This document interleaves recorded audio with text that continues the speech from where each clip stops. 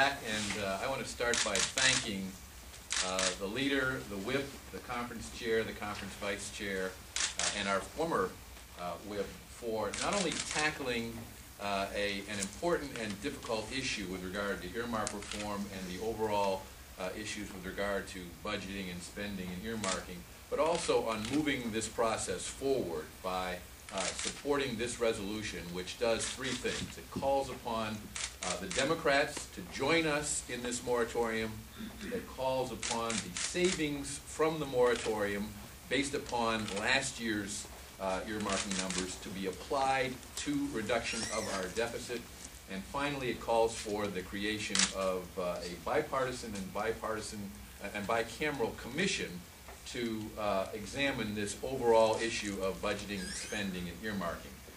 This is an issue that has roiled the Congress for a long time, and yet the Republican conference has built considerable momentum on the issue. We have 164 co-sponsors of this legislation, so we are building a lot of consensus around what needs to be done to move the solution forward. I want to stress that Citizens Against Government Waste recently published its annual Pig Book report that there were, according to their estimate, 9,000 earmarks in 2010 worth more than $10 billion. We call on the Democrats to join us in enacting a year-long moratorium on earmarks so that, as my resolution states, we can completely review and overhaul the budgetary, spending, and earmark process.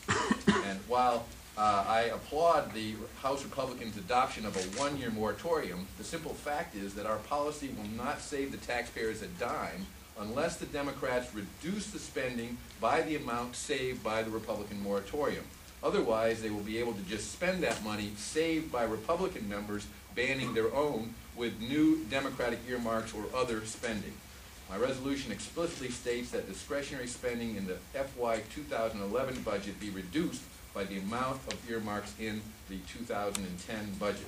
While only a small percentage of the budget, we need to be vigilant in reducing all aspects of the federal budget to get our deficits and debt under control.